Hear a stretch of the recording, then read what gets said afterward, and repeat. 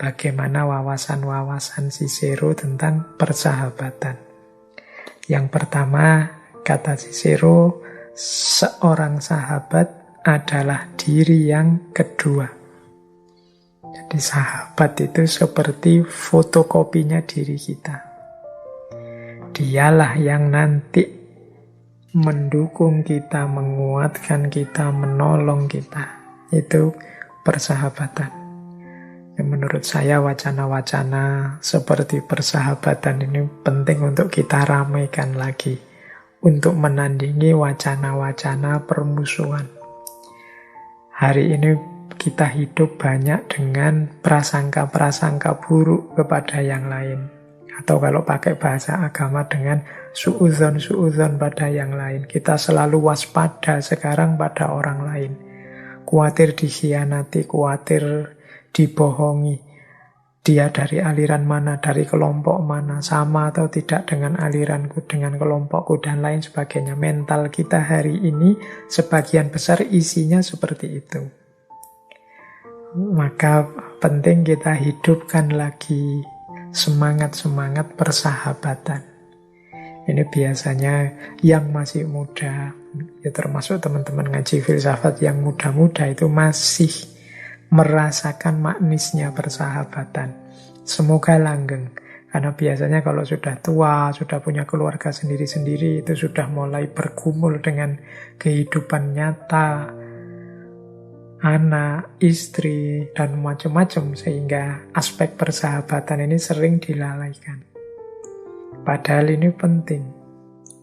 Kata Cicero, persahabatan itu, mengapa disebut sahabat itu diri yang kedua? Karena menurut Cicero, persahabatan itu meningkatkan kebahagiaan, meredakan kepedihan, menggandakan kegembiraan, dan memecah penderitaan. Jadi kalau kita punya sahabat dalam situasi bahagia, kebahagiaan kita akan meningkat ketika ada sahabat. Kebahagiaanku adalah kebahagiaanmu. Kan begitu kalau kita saling bersahabat. Melihat sahabat kita sukses, kita bahagia. Kita yang sukses, sahabat kita yang bahagia. Maka persahabatan itu meningkatkan kebahagiaan, meredakan kepedihan. Kehadiran seorang sahabat itu membuat kesedihan kita berkurang.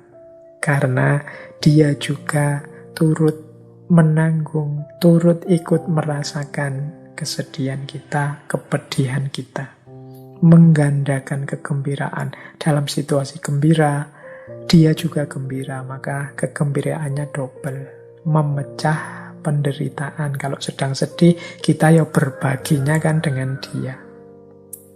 Jadi persahabatan itu membuat kita yang satu menjadi dua, menjadi tiga, menjadi banyak. Kalau sahabat kita banyak, tidak hanya menggandakan jadi dua, tapi menggandakan jadi banyak sahabat kita. Kalau itu kegembiraan, tidak hanya dibagi berdua, tapi bisa juga dibagi banyak. Kalau itu sahabat kita banyak.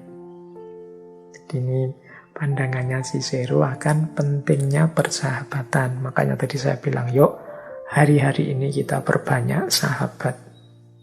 Sahabat yang sejati bukan sahabat dengan motif-motif tertentu, sahabat dengan pamrih-pamrih, atau sahabat dengan target-target di luar kebersamaan dan kebahagiaan bersama. Kata Cicero selanjutnya, musuh dapat membunuhmu, tapi hanya sahabat yang mampu menyakitimu. Ini mengingatkan juga, meskipun sahabat itu sangat membahagiakan, dia adalah diri kita yang kedua, tapi sebagaimana ada pepatah, yang paling kita cintai, yang paling dekat dengan kita, justru itulah yang paling mampu menyakiti kita. Ini dulu kita bahas ketika ngaji yin dan yang. Maka kalimatnya Cicero ini berarti, ya kalau musuh bisa membunuh kita, tapi yang bisa menyakiti kita itu sahabat. Kalau musuh memaki kita, kalau musuh ingin membuat kita jatuh, membuat kita sakit, itu kan kita tidak kaget. Wong memang musuh kita. Kita tidak heran. Kita bisa pasang kuda-kuda untuk tidak tersakiti. Tapi tidak begitu dengan sahabat. Jadi yang mampu menyakiti kita dengan sangat sakit itu justru yang paling dekat dengan kita, yang paling kita cintai. Musuh mungkin dapat membunuh kita, tapi kita tidak kaget, bahkan bisa menahan rasa sakitnya. Tapi hanya sahabat yang mampu menyakiti kita dengan sakit yang luar biasa. Karena kita memang sebelumnya sudah sangat dekat, sangat sayang padanya. Oleh karena itu, kata Cicero ini di kalimat selanjutnya, sejak awal aku ingatkan prinsip ini, persahabatan hanya dapat eksis di antara orang-orang baik. Itu yang dikatakan Cicero. Jadi, kalau kita tidak ingin sakit karena dikhianati sahabat, karena disakiti orang-orang yang kita sayangi, kita harus jadi orang baik dan mencari sahabat juga orang-orang baik. Ini prinsipnya sederhana, tapi prakteknya tidak mudah. Karena bersahabat itu kan banyak berhubungan dengan kecenderungan-kecenderungan hati. Mungkin ada orang baik tapi tidak klik sama kita, tidak bisa akrab, tidak bisa nyambung. Yang nyambung kok yang itu misalnya. Termasuk tugas kita pada sahabat-sahabat kita kan juga bareng-bareng untuk jadi orang yang lebih baik. Yang penting orangnya mau jadi orang yang lebih baik. Karena kalau mencari orang baik itu kan relatif. Tapi orang yang siap untuk jadi lebih baik itu menurut saya lebih nyaman untuk kita jadikan sahabat. Bersahabat dengan orang yang merasa dirinya sudah pasti baik kan juga tidak nyaman. Orang yang merasa dirinya sudah pasti jago, sudah pasti berkualitas, itu juga mungkin tidak nyaman karena kita pasti dianggap inferior, lebih rendah daripada dia. Jadi kata Cicero, aku peringatkan, persahabatan hanya dapat eksis di antara orang-orang baik. Kemudian beliau juga wanti-wanti orang yang memfitnah sahabatnya, yang tidak membela sahabatnya saat dicela, yang menjadikan sahabatnya bahan tertawaan untuk menunjukkan keunggulannya, yang tidak dapat menyimpan rahasia sahabatnya. Tandai dan hindari dia. Jadi kalau kita punya sahabat, kok orang ini senengannya memfitnah atau suka ngomong jelek di belakang kita, tidak membela kita kalau ada orang menjatuhkan kita, menjelek-jelekan kita, atau menjadikan kita hanya bahan tertawaan untuk menunjukkan bahwa dia lebih unggul dari kita.